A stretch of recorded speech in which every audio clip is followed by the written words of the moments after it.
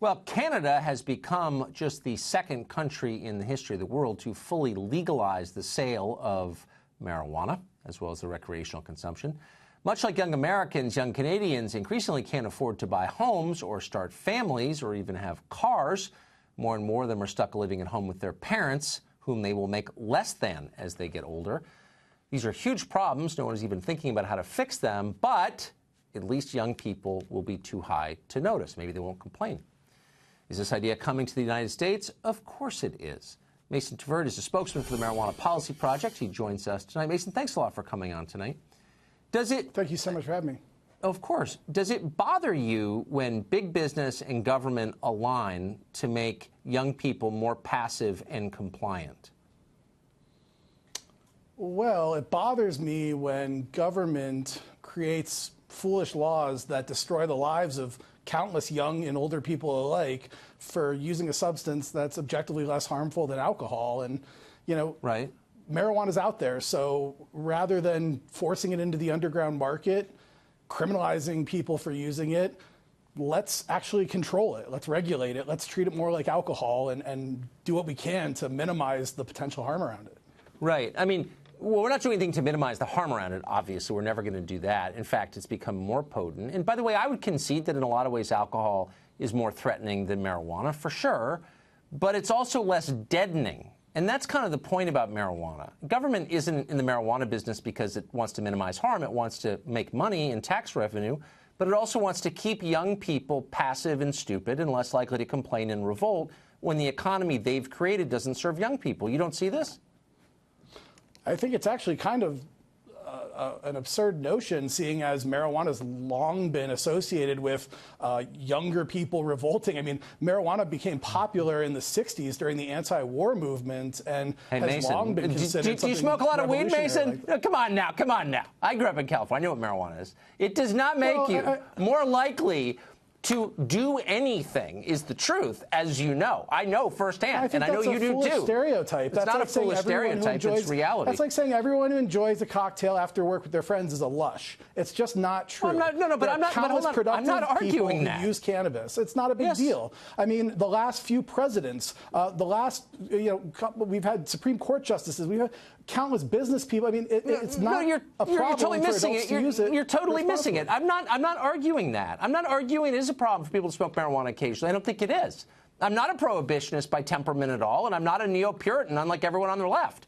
I'm just saying if you make it legal, many more young people will use it much more often. This we know. It's true of everything. That's not that's actually not what we're seeing. If you look at, Colorado, Washington, Oregon, Nevada, every state that's made marijuana legal has not seen an increase in teen use. That's not true, actually. And spare me the fake numbers. It's a fact. But it's actually not a fact. Talk to the state governments in each of those states. Okay. But let me just ask you, though, overpopulations, it is true that marijuana, and this is a clinical matter that has been studied longitudinally a lot over decades, makes people less likely to act. It makes them more passive. And I'm just saying, if you were running a system that was not serving young people, serving them so badly, a lot of them became socialists, wouldn't you want them passive and spacey and out of it? And wouldn't you also want to collect the tax revenue and continue your alliance with creepy big cannabis companies? I mean, that's kind of what's going on, right? I honestly, I think it's bizarre that you want the government to use this as a way to criminalize a whole population of people and control the people. But that is what they're doing. You want it to be a crime for adults to use a substance less harmful than one that's legal for you or me or anyone to use. But what I'm saying is marijuana already was effectively decriminalized in most places, not every place, and there are people who did jail terms for weed. No, yes. Hundreds of thousands of Americans are arrested every year for marijuana. No, that's not. No one in most places is arrested for a joint. Look, we had a don't ask, don't tell policy in a lot of places. Several 100,000 Americans are arrested every year for marijuana. They announce it. It's a fact. But hold on. You could very easily, in effect, decriminalize it for small amounts without legalizing, which means every time I walk through Times Square, someone is hitting a vape or smoking a joint, which is what it is now. I'm saying it's a totally different thing, as you know. But big companies want to profit from this. Don't you see what you're saying is that it's illegal in Times Square? The point is that prohibition is not doing anything. I'm saying it's already been decriminalized. as you know. Like in New York City, in Washington, D.C., it's legal and people smoke it on the street.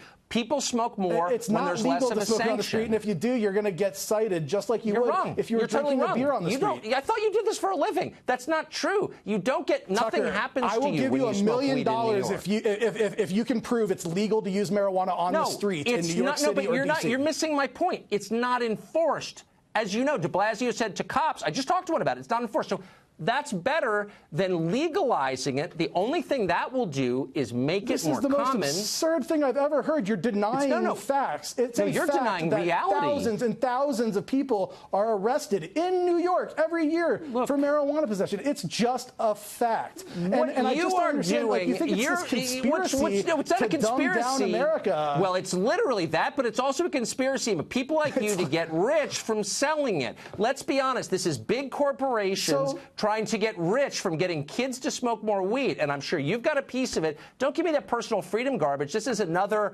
corporation. Do you think alcohol should be illegal? Do you think it should be illegal? Do you think Coors and Anheuser-Busch are evil corporations and that they're just out there to destroy the world? I think that people not to destroy the world, but I think people who push. You think that alcohol should be illegal? No, I'm not saying it should be illegal. I'm saying there's a middle way. Should not be there to provide a product. I'm not flacking. Right? Yeah, a product is just a product. No, it destroys people. I've seen it. Anyway, we're out of time. I wish we could keep going because you know what I'm saying is true.